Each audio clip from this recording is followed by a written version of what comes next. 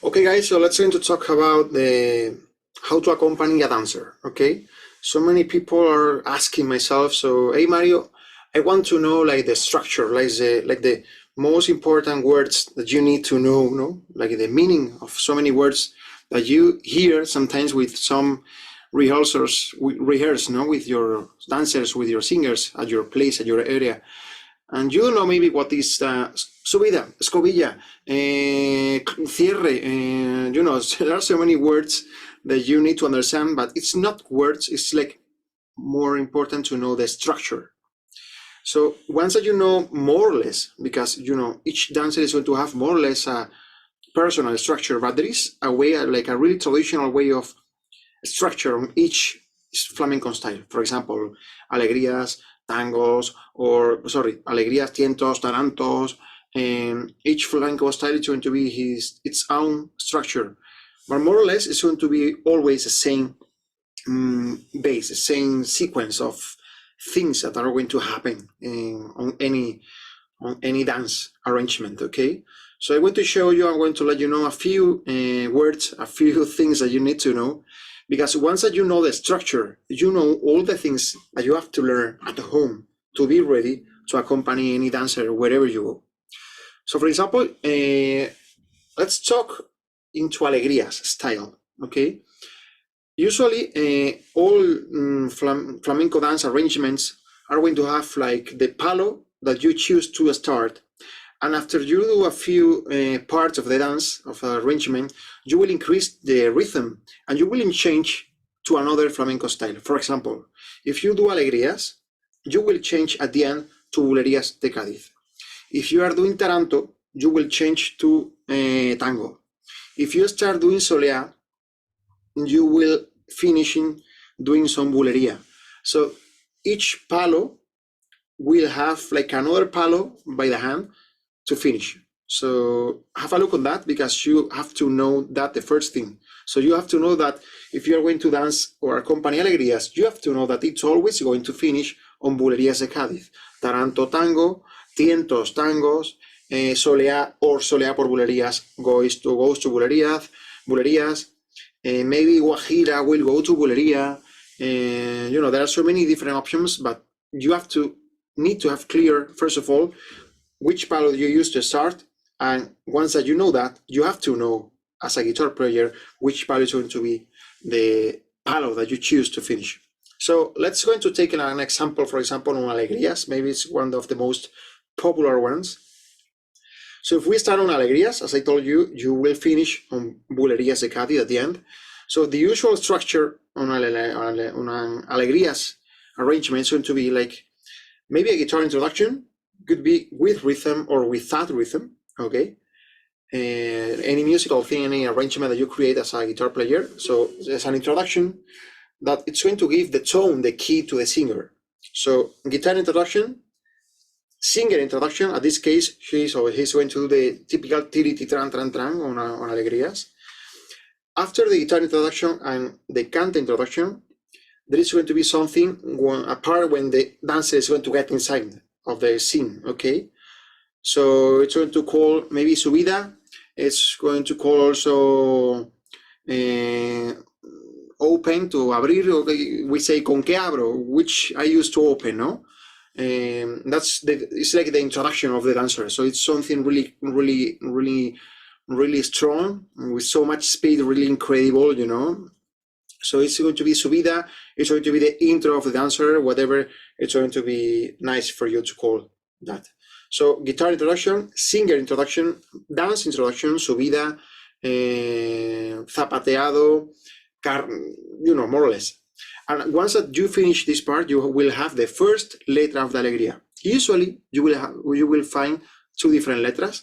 So after this first subida of the dancer, you will have the first letra. You accompany the first letra, and between the first letra and the second one, you will have a falsetta in the middle. So right now you need, as a guitar player, you need an introduction for your guitar and one falsetta on Alegrías to make it between the first letra and the second letra. Once that you finish the falsetta, maybe there is going to be another strong thing by the dancer, like something subida, something that increases the rhythm, or directly, you will accompany the second letra directly. So no falsetta, second letra on Allegrias. After the second letra, again, another subida, something that to increase a lot of rhythm, to make like a really big close, cierre, to make people doing any claps, okay?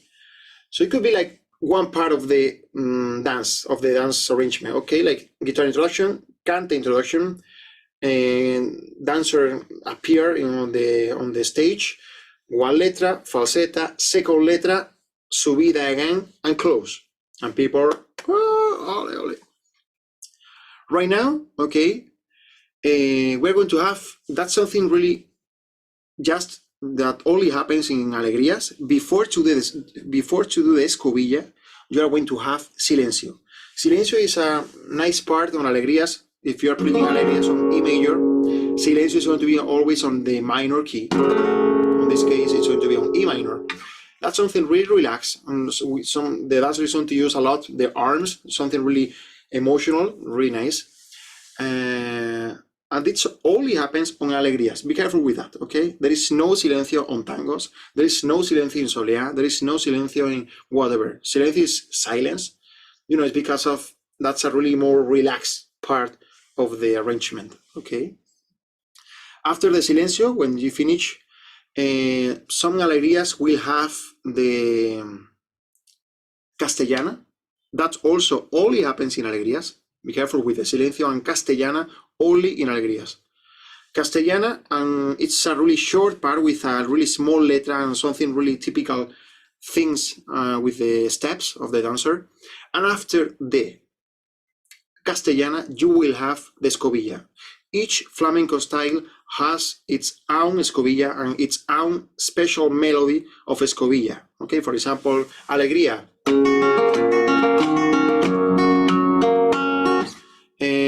Solea.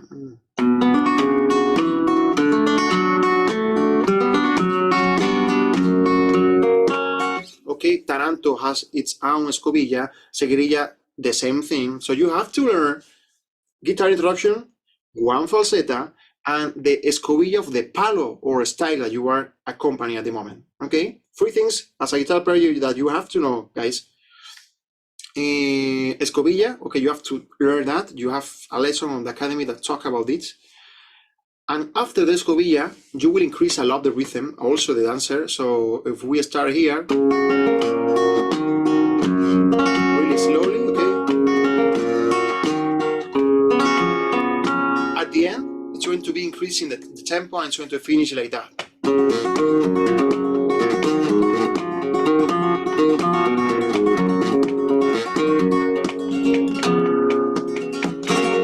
Now we are on Bulerías. Because of we increase the tempo, we change from Allegrias to Bulerías de Cádiz. So right now, you just have to wait all the different Bulerías de Cádiz letras, lyrics that the singer is going to give to you. Okay, maybe some dancers will ask you to know one Bulerías de Cádiz falsetta. So if we make a resume, you need guitar introduction with or without rhythm, one falsetta, silencio on Allegrias, escobilla and structure on Allegrias, and maybe one Bulerías de Cádiz falsetta. So that's the 5 things. Of course, you have to know how to accompany. That's another point. But just the technical things that you need to know to be able to accompany a singers on Allegrias, just 5. Guitar introduction, first falsetta, silencio, escobilla, and maybe any Bulerías de Cádiz falsetta or stuff that you have, okay? That's all, guys. Hope that it helps you and see you on the next lesson. Bye-bye. Llamada de 9535.